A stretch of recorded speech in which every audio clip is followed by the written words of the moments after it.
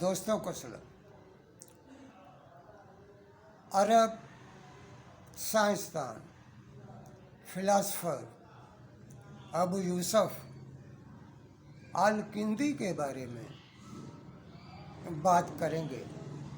ہمارے پروجیکٹ کا یہ چوتھا مسلم سائنسدان ہے۔ الکندی عرب تھے، پیدائشی طور پر عرب تھا، کندا قبیلہ تھا۔ میں اس کو کندی پڑھا کرتا تھا، لیکن اصل میں یہ کندی ہے، اور یہ نسبت اس کی قبیلے کے حوالے سے ہے۔ ان کا قبیلہ کندا تھا، اور اسلامی تحریک میں کندا قبیلے کا اہم کردار تھا۔ ابو یوسف کا خاندان اشرافیہ سے تعلق رکھتا تھا، اس لیے سیاست میں ان کا حصہ موجود تھا۔ حکمران خاندان سے تعلق رکھتا تھا۔ الکندی کوفہ میں پیدا ہوا 801 میں، اور بغداد میں وفات پائی 873 میں۔ اشرافیہ سے تعلق رکھنے کے باوجود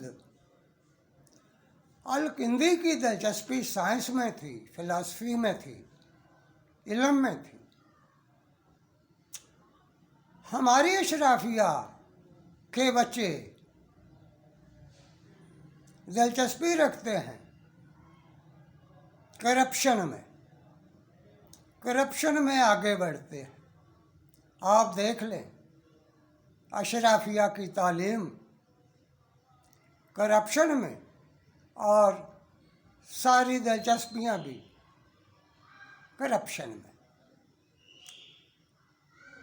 اس زمانے میں جب مسلم تہذیب اپنے عروج پر تھی، اشرافیہ سائنس میں دلچسپی لیتی تھی۔ ابو یوسف الکندی سائنسدان تھا، فلاسفر تھا۔ اس کو عرب فلسفی کا بانی کہا جاتا ہے، فادر آف عرب فلسفی کے طور پر جانا جاتا ہے۔ الکندی نے مختلف سائنسز میں، کلاسیکل سائنسز میں تعلیم حاصل کی، مگر ان کی خاص دلچسپی فلسفی میں تھی۔ ان کی پہچان فلسفر کے طور پر تاریخ میں محفوظ ہے۔ الکندی نے ابتدائی تعلیم کوفہ سے حاصل کی، اور پھر بغداد سے اعلیٰ تعلیم حاصل کی، فلسفی میں، میتھمیٹکس میں، فزکس، کیمسٹری میں، زوالوجی میں، الکیمی میں، مختلف کلاسیکی سائنسز میں الکندی نے تعلیم حاصل کی۔ اس کے بعد الکندی دارالحکمت کے ساتھ وابستہ ہو گئے، جو کہ یونانی علوم کے تراجم کا مرکز تھا۔ المامون نے دارالحکمت بنایا تھا، اور اس نے گریک سائنس اور فلسفی کو کنورٹ کیا تھا، ٹرانسلیشن کیا تھا عربی زبان میں، اور عربی زبان میں اس کو گریک سائنسز کو ٹرانسلیٹ کرنے کے لیے المامون نے دارالحکمت بنایا تھا۔ الکندی سائنس میں اور فلاسفی میں اہم حیثیت رکھتا تھا، اس لیے المامون نے اپنے بیٹے کا اس کو استاد مقرر کیا تھا۔ تو الکندی المامون کے بیٹے کا فلسفی میں استاد بھی تھا۔ اس نے بہت سارے تراجم کیے، ارسطوٹل اور پلاٹو کے نظریات کو پڑھا۔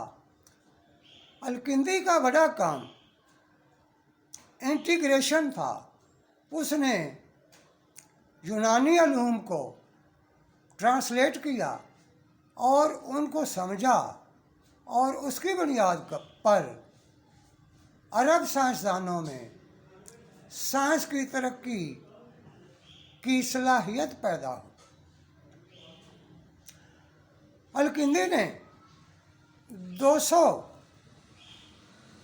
مقالے لکھے، 200 تحقیقی مقالے لکھے مختلف سائنسز کے اوپر، لیکن ہم یہاں الکندی کی ابو یوسف الکندی کی فلسفی پر بات کریں گے، کیونکہ ابو یوسف اسلامی فلسفی کا بانی تھا۔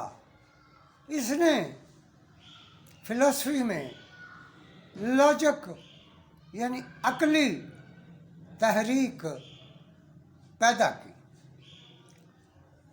الکندی کا پہلا بڑا مقالہ فرسٹ فلسفی ہے۔ فرسٹ فلسفی میں الکندی نے خدا کے بارے میں بات کی ہے۔ اس میں فلسفے کی بنیاد پر الکندی ثابت کرتا ہے کہ خدا ایک ہے، وننس آف گاڈ، وحدت کا اصول پیش کرتا ہے، ثابت کرتا ہے عقلی دلائل کے ساتھ خدا کا وجود ثابت کرتا ہے، وننس آف گاڈ یعنی وحدت۔ الکندی نے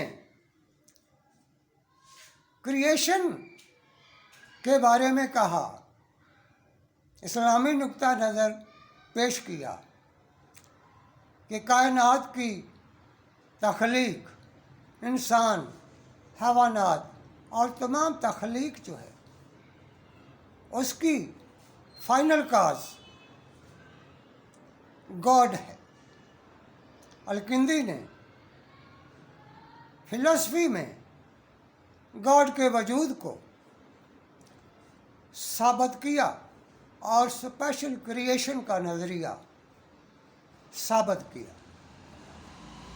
الکندی کا دوسرا اہم مقالہ دی انٹیلیکٹ ہے۔ انٹیلیکٹ میں الکندی نے روح پر بات کی۔ اس میں الکندی نے کہا کہ روح موجود ہے انسان میں اور دیگر حیوانات میں، لیکن روح مادی نہیں ہے۔ یہ اسلامی نظریہ عربوں کی فلسفی روح کے بارے میں الکندی نے ریشنلزم کی بنیاد پر پیش کی۔ الکندی روح کو ریشنل قرار دیتا ہے، مادی نہیں سمجھتا۔ وہ کہتا ہے کہ ساؤل روح مادی نہیں، ریشنل وجود ہے جو مادی وجود میں علیحدہ حیثیت رکھتا ہے۔ کیمسٹری میں کندی نے الکیمی کی نفی کی۔ الکیمی یہ علم تھا جس میں سونا بنانے کا لگے رہتے تھے، لیکن الکندی نے کہا اپنی کیمسٹری کی بنیاد پر کہ ایسا نہیں ہو سکتا۔ میڈیسن میں الکندی نے پوٹینسی ڈٹرمن کی۔ یہ ابھی جو ہم دوائیاں لیتے ہیں ڈاکٹروں سے، وہ ایک پوٹینسی کے مطابق ہوتی ہے۔ الکندی نے وحدت کا جو اصول پیش کیا، اس کی ایک بڑی حقیقت یہ ہے کہ اس میں اشتراکیت ہے۔ وننس کا مطلب ہے اشتراکیت۔ گریکس غلام داری کو سپورٹ کرتے تھے۔ ارسطو بڑا فلاسفر تھا، پلیٹو بھی بڑا فلاسفر تھا، لیکن انہوں نے غلام داری کی نفی نہیں کی تھی۔ یہ ایک اہم حقیقت ہے، اس پر غور کرنا چاہیے کہ عرب فلاسفی نے، الکندی کی فلاسفی نے وننس آف گاڈ میں غلام داری کا خاتمہ کیا۔ یہ علیحدہ بات ہے کہ اس کو ابو جہل نہ مانے، اس دور کے ابو جہل نہ مانے، اور ہمارے دور کے ابو جہل بھی نہیں مانتے۔